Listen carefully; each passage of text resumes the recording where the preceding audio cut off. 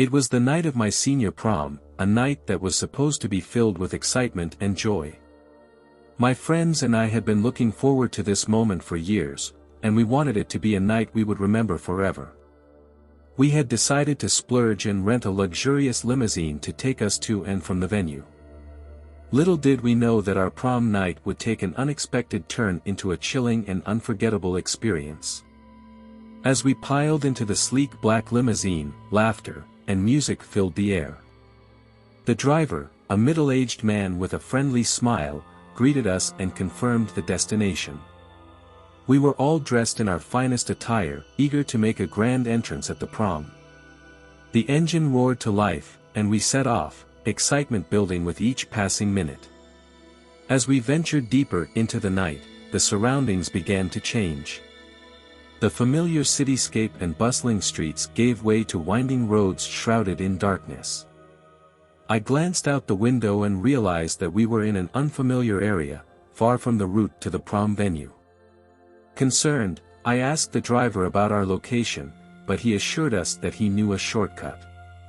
Minutes turned into what felt like hours, and anxiety crept into our hearts. We should have arrived at the prom venue by now, but instead, we were lost in an unknown place.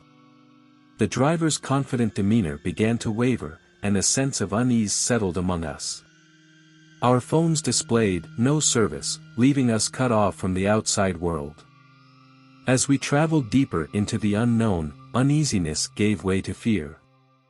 The once cheerful conversations faded, replaced by tense silence. We glanced at each other, searching for reassurance, but our eyes betrayed the shared dread we all felt. The road seemed endless, leading us further into an eerie darkness. Shadows danced menacingly beyond the limousine's windows, whispering secrets that chilled our spines. Our hearts raced, and time lost its meaning. Panic threatened to consume us. Finally, we reached a desolate area that resembled an abandoned town.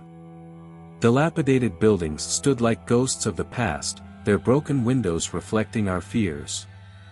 The driver's face contorted into a mix of confusion and fear, mirroring our own emotions.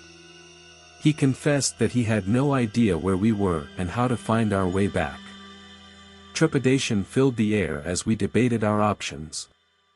Abandoning the safety of the limousine seemed unwise, but staying put offered no solution either. With trembling hands and racing thoughts, we made the collective decision to venture into the unknown on foot, leaving behind the eerie stillness of the stranded limousine. As we cautiously explored the desolate town, every creak and whisper magnified our anxiety. Each step felt like an eternity, our senses heightened to detect any signs of danger.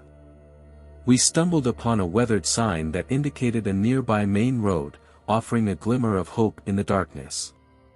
With renewed determination, we pressed on, following the faint glow of streetlights in the distance. The minutes turned into hours as we walked, our feet aching and our spirits waning. But finally, we spotted the comforting sight of a familiar road, the lights of civilization beckoning us home. As dawn broke, we arrived at a nearby gas station, physically and emotionally drained. We contacted our parents, who rushed to our location, their worry is evident in their eyes. Prom night had turned into a haunting experience, forever etched in our memories. Before we continue, please subscribe, like, comment, and share. Prom night was fast approaching, and the anticipation was inescapable. Amongst the flurry of preparations, I found myself faced with a difficult decision. A boy named Eric, whom I barely knew, had mustered up the courage to ask me to prom with an elaborate proposal. But deep down, I knew that my heart wasn't in it, and I had to reject his offer. Weeks before the big night, I gently declined Eric's proposal, assuring him that it wasn't personal and that I valued his friendship. He nodded, seemingly understanding, and walked away. I hoped we could still enjoy prom night as friends, despite my decision. As prom night arrived, excitement filled the air. I met up with my closest friends, feeling a mix of nervousness and anticipation. We embraced the glitz and glamour of the event, dancing the night away and capturing memories in photographs. As the evening unfolded, we decided to extend our prom night adventure by heading to another location to continue the festivities.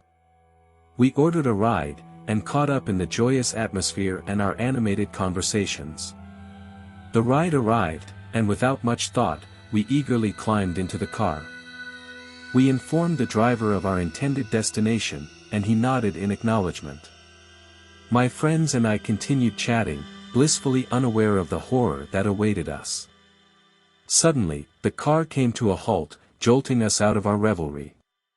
Perplexed, we peered outside, expecting to see our desired destination, only to be confronted with an unknown and eerie location. Panic gripped our hearts as questions tumbled from our lips.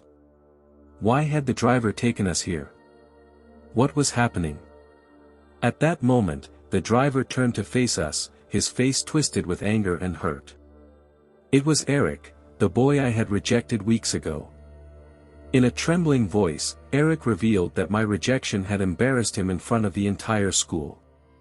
Consumed by resentment and rage, he had meticulously planned this sinister act of revenge. Fear swelled within us as we begged and pleaded, desperately trying to explain that it was all a misunderstanding. But Eric's trust had been shattered, and he saw no truth in our words. His hands trembled as he brandished a gun, aiming it at us with a chilling intensity.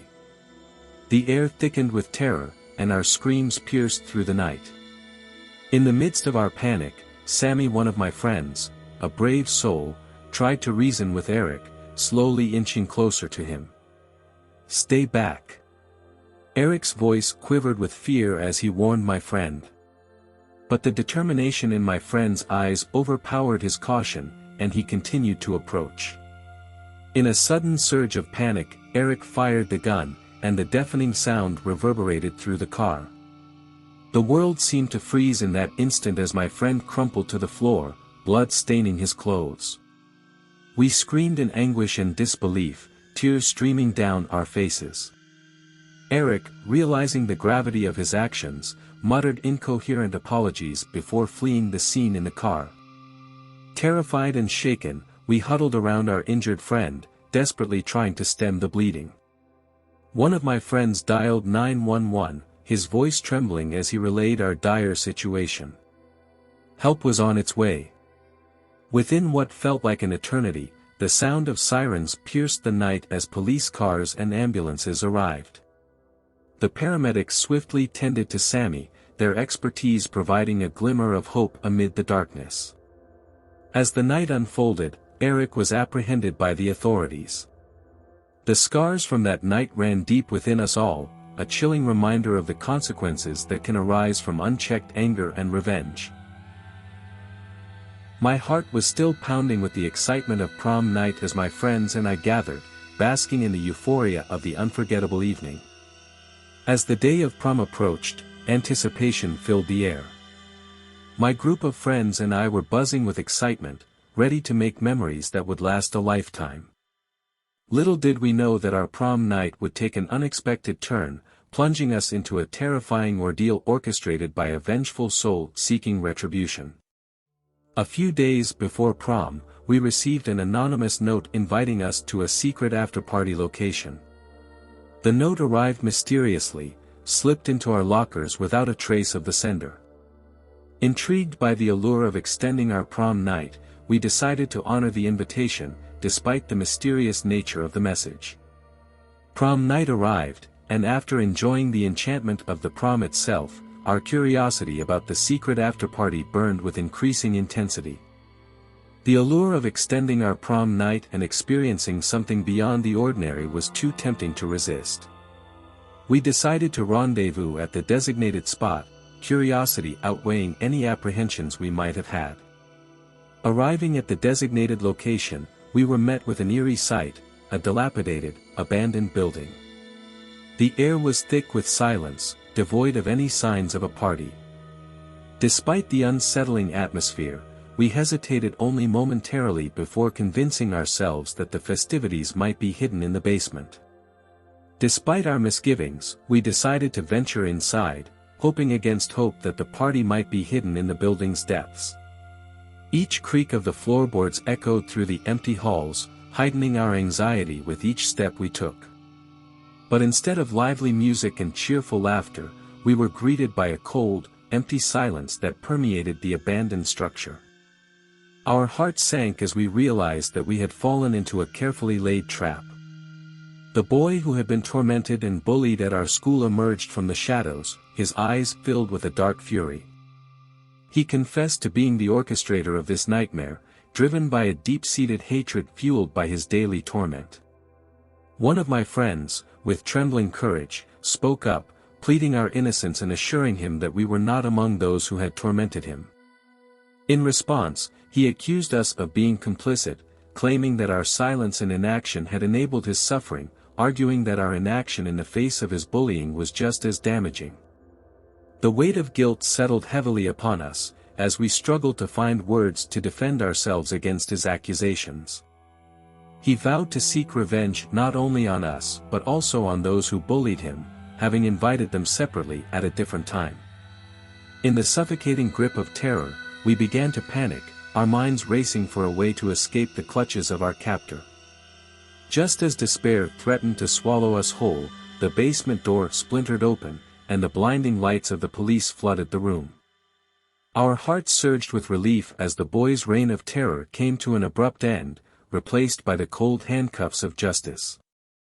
Later, we discovered that another group of friends had stumbled upon the abandoned building earlier than us. Bored at the prom party, they had followed their curiosity and overheard the chilling scene unfolding. Quick thinking and courageous, they made the call that ultimately saved our lives.